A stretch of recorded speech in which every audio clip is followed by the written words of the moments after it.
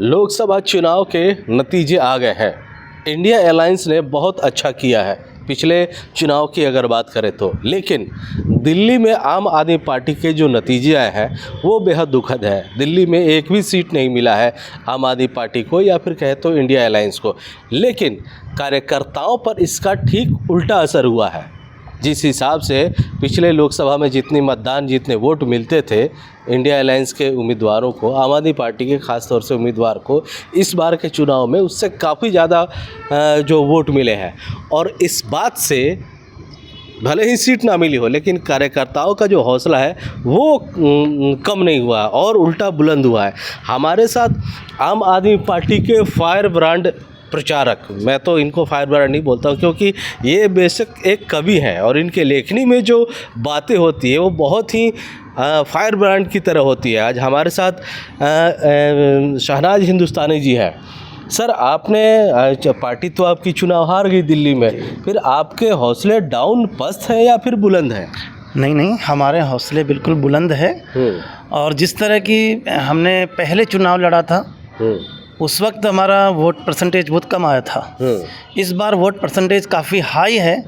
और जो सबसे पहला मकसद तो ये था अरविंद केजरीवाल जी का कि हमें चाहे कुछ मिले ना मिले, इस देश को बचाने के लिए, संविधान को बचाने के लिए, लोकतंत्र को बचाने के लिए हमें गठबंधन के अंदर आकर के काम करना है। इसीलिए आज बेशक पंजाब के अंदर 3 सीट आई है पर हमारा खाता खुला है। पहले शुरुआत में पंजाब में 4 सीट आई थी और दिल्ली में आपका वोटिंग परसेंटेज भी बढ़ा है। लेकिन आप जाने जाते हैं फायर ब्रांड प्रचारक के तरह से। अगर आपके हौसले बुलंद हैं हार के बाद भी, तो कविता में इसको आप कैसे कहेंगे, ये मुझे ज़रा सुनाइए। ये हमारे कार्यकर्ताओं को भी एक संदेश के माध्यम से मैंने कहा था और आज ये भी कहता हूँ कि इससे हमें क्या मिला। बेईमानों को औकात दिखाना ज़रूरी था, नफ़रत की दीवारों को गिराना ज़रूरी था। बेवजह केजरीवाल पूछो जेल क्यों गए, बेवजह केजरीवाल पूछो जेल क्यों गए। भारत का संविधान बचाना ज़रूरी था, भारत का संविधान बचाना ज़रूरी था। 140 करोड़ ने भी सब समझ लिया, सत्ता के दलालों का पर्दाफाश जो किया। जिनको मदारी बन के खूब वो हंसाता था, जिनको मदारी बन के खूब वो हंसाता था, उन्होंने आज झटके में उसको रुला दिया। एक सीट के लिए गिड़गिड़ाना पड़ रहा है बीजेपी को, एक सीट के लिए गिड़गिड़ाना पड़ रहा है। इसीलिए मैं कहना चाहता हूँ, उन्होंने आज झटके में उसको रुला दिया। दुश्मन के खट्टे दांतों को जमकर दुखा दिया। पंजाब से दिल्ली ने तानाशाह झुका दिया।